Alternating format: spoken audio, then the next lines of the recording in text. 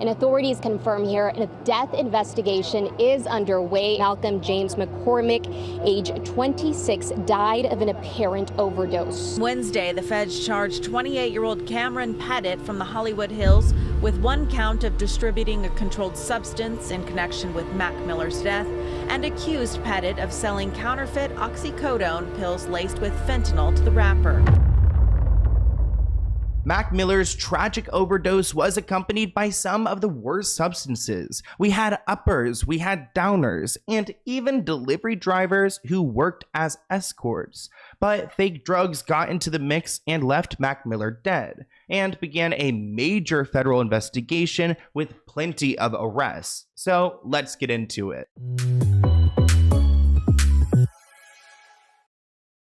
Mac Miller is one of those rappers who raised me. I remember being in middle school and in high school and listening to his music, and then when he tragically died, everyone was so upset. I mean, I'm still upset and haunted by his loss, but his music and his legacy will live on. Either way, there's a lot to his story, and I don't want to ignore certain parts of it, but I want to hone in on when he died and the criminal charges associated with his death. The best way to do that, in my opinion, is to go through a timeline of what led up to his passing and who provided the drugs that he OD'd on. Now, I didn't realize the extent of the investigation that went into Mac Miller's passing. I mean, he is a big celebrity, and of course people want to know the truth, but they really got into the details of it. Now, there's this guy named Cameron Pettit, and he gave Mac Miller, who had been asking for perks, the pills that contained fentanyl, cocaine, and Xanax instead of Percocet. Following his arrest, more details surrounding the case have been revealed, including a text message exchange between Cameron and Mac. Investigators obtained the text messages from before the sale, in which Mac Miller proclaims his love for oxycodone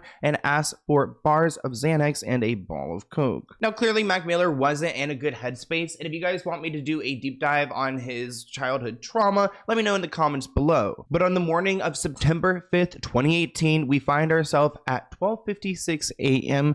with a text exchange where Mac reaches out to Cameron and asking him, like, what's up, what's going on? I'm going to summarize their conversation. So Mac asks Cameron, yo, and they say, what's up? And then he asks him about some Addy, I'm assuming some Adderall.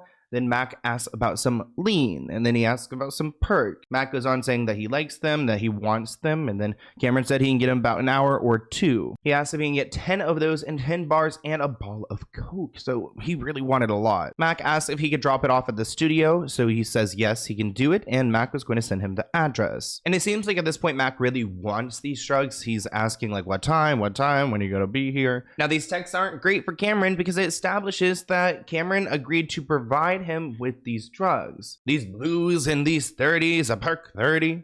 I don't know if I've had a perk 30. I mean, like, and I mean in the sense of like I had surgery. I think they gave me some type of Percocet. Like, I don't know if there's other numbers. I feel like 30 sounds like a big number, but like, when I had like a major surgery like 10 years ago, like they gave me what I needed. So I know consuming all these drugs aren't great because he's got like the Xans, the downers, the perks, the downers. We got the umber with the coke. So yeah, that's a lot of mixing. But it seems like Mac really wanted these substances, so Cameron wasn't actually the only person he reached out to. On that same morning, September 5th, at 1:12 a.m., he began texting someone else. I guess Mac felt that Cameron was too slow with delivery, so he reached out to Mia Johansson and asked her to send over drugs. She was agreeable and suggested she would send a girl named Carla over with them. Carla was also available to provide sexual services at $700 per hour. Okay.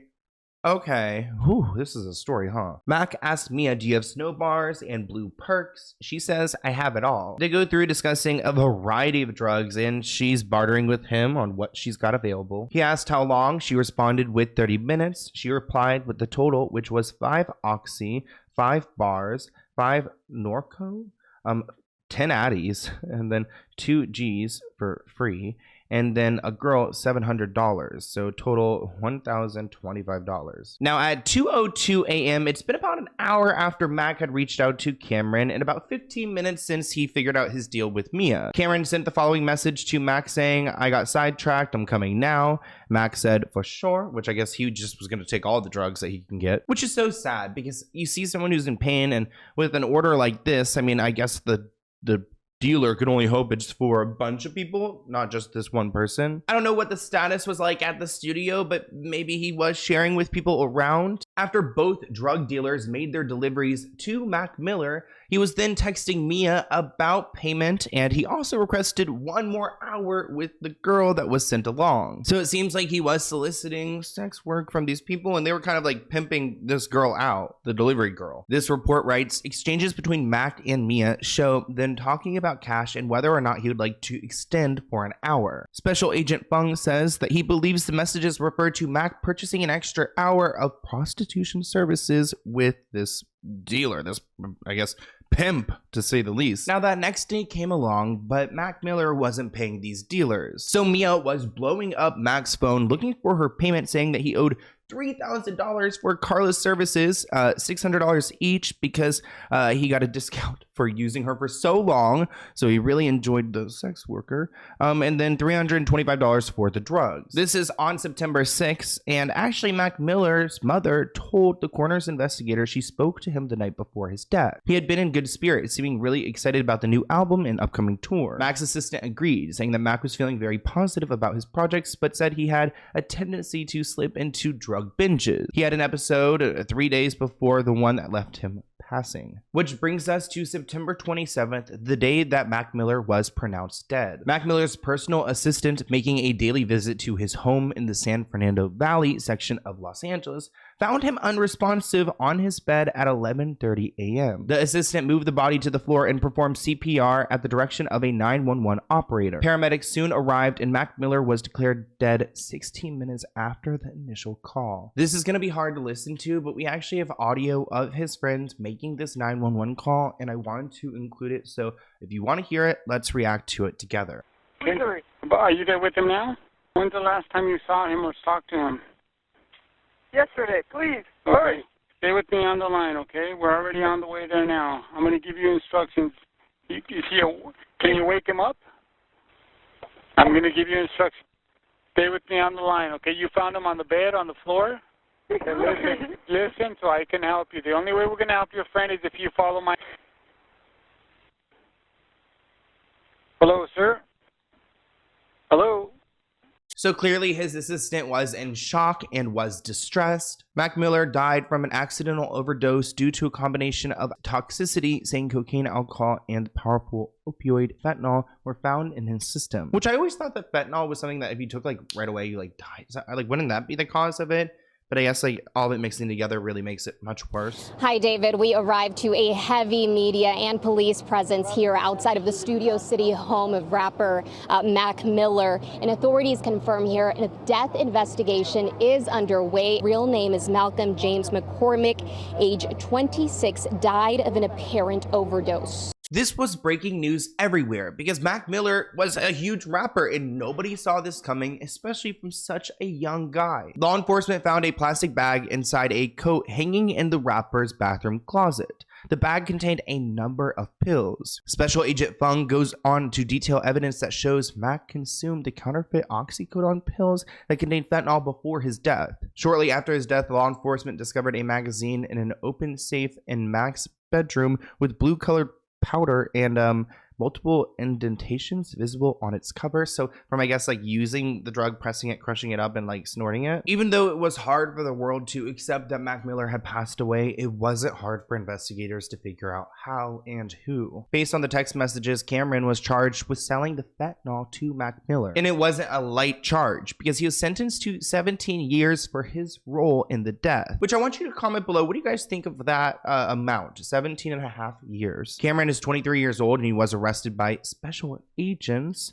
and he was expected to make his initial appearance in the courtroom to, I guess, face his charges. Investigators believe that Mac Miller died after snorting the counterfeit oxycodone pills containing fentanyl, and that those pills have been provided by Cameron, while another alleged drug dealer allegedly supplied Mac Miller with other drugs prior to his death. And that's our girl Mia, who also provided the girl. I cannot forget about that. Like, oh my gosh, not the sex worker. I mean, that girl has a lot of jobs then. She's delivery, she's the, I don't know if she doesn't make the drugs, so I guess she's pushing the drugs. Delivery, pushing the drugs, and sex work. Okay, get your bag. But it's not okay to sell these counterfeit things. I mean, selling drugs in general, not okay, but that's why Cameron is getting really in trouble. After Mac Miller was found dead, it looks like Cameron was caught sending a text message to a friend saying that he will most likely die in jail. On Wednesday, the feds charged 28-year-old Cameron Pettit from the Hollywood Hills with 1 count of distributing a controlled substance in connection with Mac Miller's death and accused Pettit of selling counterfeit oxycodone pills laced with fentanyl to the rapper. Now, what's scary about the drug world is that Cameron isn't the one who, put together these pills. At least you wouldn't think so. Selling drugs, it goes from one person to another person to another. It goes through a whole chain. And of course, these investigators are going to work their way through. This man named Ryan was sentenced to 11 years in prison for supplying Mac Miller's drug dealer with the pills. Ryan pled guilty to 1 count of distribution of fentanyl. After they finished with Ryan, they went on to his supplier, because it's not like Ryan is the chemist. So they went to Walter, who then supplied the drugs to Ryan. Ryan then supplied the drugs to Cameron. So there's a chain effect. This is even worse, because Ryan said that he delivered the pills to Cameron because he believed Cameron wanted them for himself and was unaware he had plans to sell them to someone else. So wait, what? You want to F Cameron over and kill Cameron? What is that supposed to mean? That makes you look even worse. Despite knowingly selling these drugs to a popular rapper who had just died, they continued to sell more drugs. This report writes, these defendants allegedly continued to sell narcotics after Mac Miller's death with full knowledge of the risks their products pose to human life. We will continue to aggressively target drug dealers responsible for the spread of this dangerous chemical. It also revealed that Ryan, this guy who tried to play innocent and say, I was just trying to kill Cameron, also was involved in drug trafficking. Big surprise, because he had been providing fake blues, Percocets, and people are dying left and right. Now, of course, when Mac Miller died, the world felt it, and someone who felt it in particular was, of course, his family, but also Ariana Grande, his ex-girlfriend. And a lot of people were interested in how Ariana was holding up. After their breakup, Ariana made it clear that his substance abuse issues had been a deal breaker in their 2-year-long relationship. Some people actually blamed Ariana for Mac's DUI, and she responded saying, I'm not a babysitter or a mother,